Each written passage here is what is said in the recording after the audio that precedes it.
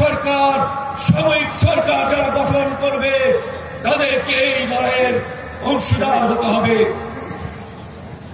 আমরা দেখলাম 5ই আগস্টের পরে গভীর রাতে বঙ্গভবনে রাষ্ট্রপতি এবং সামরিক প্রধান সেনা প্রধান মিলে প্রফেসর ইউনূসকে আপনার প্রধান উপদেষ্টা করেছে।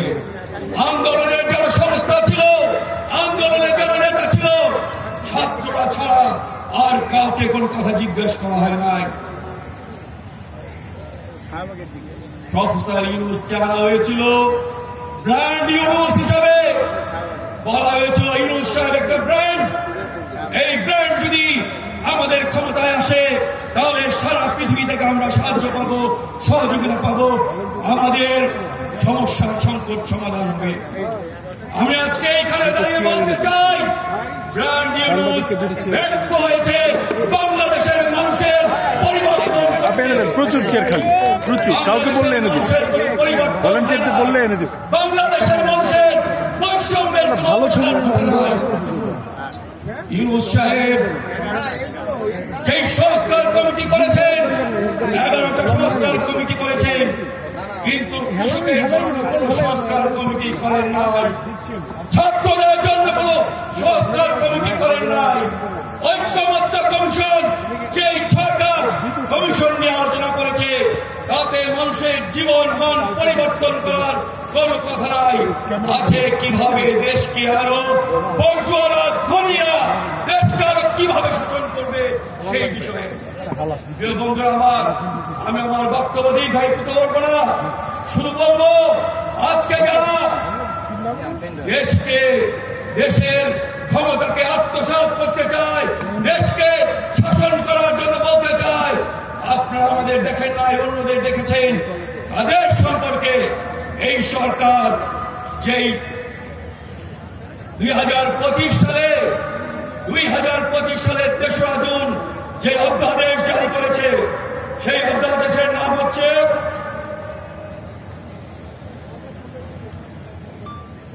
জাতীয় মুক্তিযোদ্ধা কাউন্সিল আইন 2025। সেইখানে মুক্তিযুদ্ধের সংজ্ঞা দেওয়া হয়েছে। মুক্তিযুদ্ধের সংজ্ঞায় বলা হয়েছে মুক্তিযুদ্ধ অর্থ 1971 খ্রিস্টাব্দের 26শে মার্চ হইতে 16ই ডিসেম্বর পর্যন্ত একটি স্বাধীন গণতান্ত্রিক রাষ্ট্র হিসেবে বাংলাদেশের জনগণের জন্য সাম্য, মানবিক মর্যাদা ও সামাজিক ন্যায় বিচার প্রতিষ্ঠার আকাঙ্ক্ষায় হানাদার ও দখলদার পাকিস্তানি সশস্ত্র বাহিনী এবং তাহাদের সহযোগী রাজাকার, আল বদর, আল শামস, তৎকালীন মুসলিম লীগ, জামাতে ইসলাম, নেজামে ইসলাম, দালাল শান্তি কমিটির বিরুদ্ধে পরিচালিত যুদ্ধ। আমাদের 71 সালে শত্রু ছিল জামাতে ইসলাম, সেই জামাতে ইসলামকে আজকে নিবন্ধন ফিরিয়ে দেওয়া হয়েছে। আজকের এই মঞ্চ থেকে আমি বলতে চাই, অবিলম্বে জামাতে ইসলামকে বাংলাদেশে নিষিদ্ধ ঘোষণা করতে হবে। 71 সালে আমাদের বিরুদ্ধে যুদ্ধ করেছিল, সেই দলের কোন অধিকার নাই বাংলাদেশে রাজনীতি করার, বাংলাদেশে নির্বাচন করার। 2026 সালের ফেব্রুয়ারি মাসে যে নির্বাচন হবে, সেই নির্বাচনে জামায়াতে ইসলামকে 71 সালে যুদ্ধাপরাধ হিসাবে সেই দলকে নিষিদ্ধ করতে হবে। তাদেরকে নির্বাচনে অংশগ্রহণ করার কোন সুযোগ দেওয়া হবে না। একটা কথা বলে আমি শেষ করবো। আমরা আজকে এই সমাবেশে আমাদের শ্রেণী পেশার আন্দোলনের নেতৃবৃন্দ ছাড়াও আমরা সামাজিক আন্দোলনের নেতৃবৃন্দকে আহ্বান করেছি, প্রান্তিক জনগোষ্ঠীর নেতৃবৃন্দকে আমরা আহ্বান করেছি। সবাইকে আমরা আমন্ত্রণ জানাতে পারি না।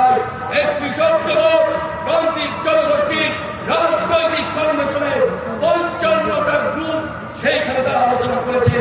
আজকে তারা সবচেয়ে বেশি অত্যাচারিত, সামাজিকভাবে অত্যাচারিত, আর্থিকভাবে অত্যাচারিত।